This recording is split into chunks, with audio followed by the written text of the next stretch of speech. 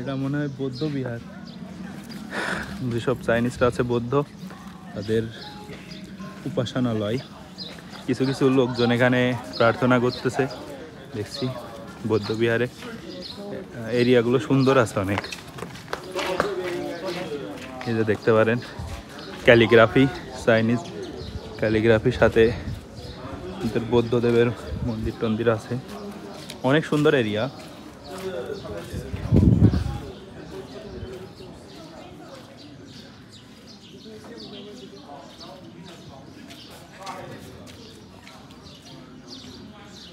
জায়গাগুলো অনেক সুন্দর আর ছায়াযুক্ত, তো এই জন্য অনেক ঠান্ডা। আশপাশের এরিয়াতে অনেক ঠান্ডা আবহাওয়া।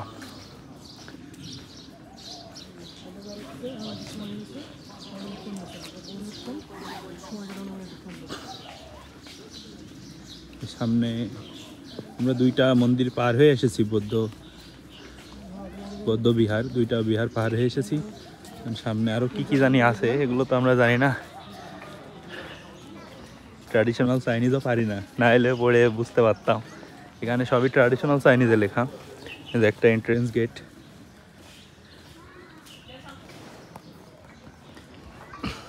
আসলে শিয়ান অনেক পুরাতন সিটি, তো শিয়ানে অনেক কিছু আছে দেখার।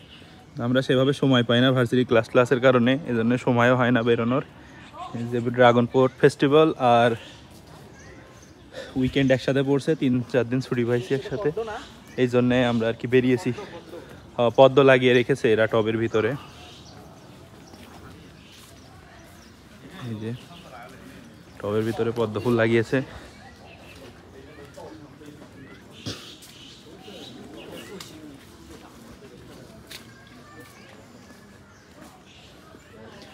এদের হচ্ছে মানি গড সম্ভবত, এটা আমি হাংজু থাকতে দেখেছিলাম, সেম মূর্তিটা এটা।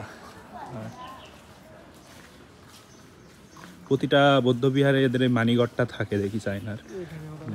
এই যে এরা ওদের প্রার্থনা হচ্ছে বৌদ্ধরা বৌদ্ধ বিহারের সামনে, ভিতরেও আছে।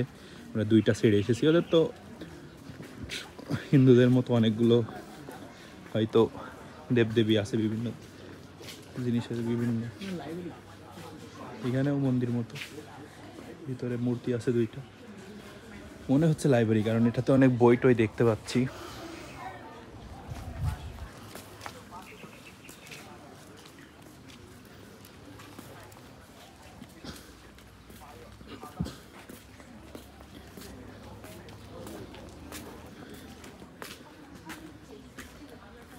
পিছনের দিকে ট্র্যাডিশনাল চাইনিজ স্টাইলে টোকা মাথায় দেওয়া কৃষকের মতো বেশে লোক আছে। সব জায়গাতেই কম বেশ পদ্ম ফুলের গাছ লাগানো। এরা মনে হয় পদ্ম ফুলকে শুভ মনে করে অনেক।